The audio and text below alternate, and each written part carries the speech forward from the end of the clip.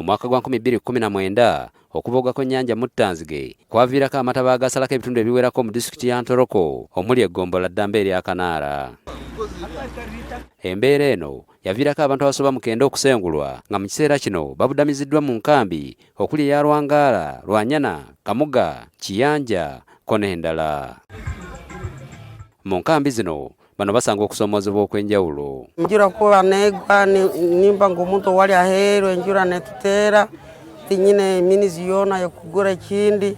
Omuyaga gwija gwingi guruga mu nyanja ogundijo guruga heru y'enyanja ebiveera nobokuba bine nibitaguka nosigara heru enjura bokwija nekutobeza kimuno mufalisi nigucweka mu kabiri. Okusinzira ku ssentebe wa disitulikiti ya Ntoroko William Kasolo, gavumenti yasuubiza okufuna ettaka wasengulirwa abantu bano wabula ng'emyaka gyekulungudde nga kino tekinnakolwako. Tumaze emyaka nga 5 twogera ku nsonga eno naye nga gavumenti etuwaayo obuyambi relief emmere eddagala ebitongole NGOs bajja. Gavumenti era yasuubiza n'okuzzaawo eddwaliro lya Lwangaala eryali lyayonoonebwa amazzi nga lino lyaddizibwawo nga kw'ogasse n'amasomero ag'enjawulo okuli erya Umoja, Lwangaala, Kamuga ne Kacwankumu agaatwalibwa amataba nga gano go tegannazimbibwa.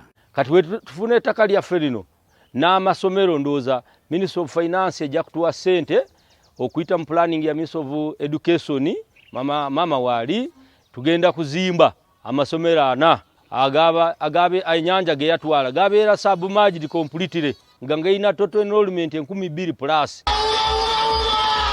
Omukulembeze w'eggwanga era nga yakwatidde ekibiina ki NRM bendera kuba pulezidenti Yoweri Kaguta Museveni bwe yabadde anoonya akalulu mu kitundu kino yazzeemu okukakasa abeeno nga gavumenti wegenda okukola ku by'ettaka okusengulirako abantu bano. Bano olw'okuba balina essaza limu lyokka baagala likutulwemu basobole okukiikirirwa ekimala. Tugenda kusaba excellence kandi abantu bayina hano bayizire kukiwuliriza muleetaakire otubaganizeyo. Mu kwanukula ebisoomooza bannantoroko, Pulezidenti Museveni yalagidde Ssaabaminisita n'abateekerateekera woofiisi eno okuyamba bannantoroko mu bwangu babafunirawo okubasengulira. Amazzi gatwaire.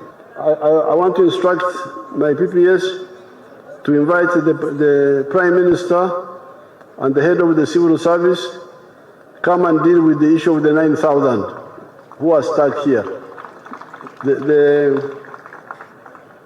The Prime Minister should come with the head of the civil service and the permanent secretary of the Prime Minister's office because they are the ones responsible. Wano era abasuubiza nga bwagenda okubawa essaza eddala ery'akalugutu olw'enjawulo mu nnimi wakati w'abatuku n'abakonjo olwo nabo bafune empeereza ennungi. Mija kutunga constituency ya kabiri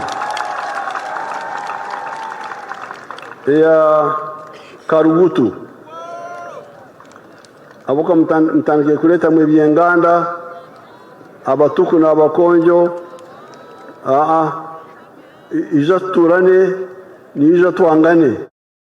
Wadde nga wayise emyaka 6 bukyannyanja enebooga ebitundu ebyenjawulo mu Ntoroko bikyatubidde mu mazzi. David Bukenya, NTV, ku ssaawa emu.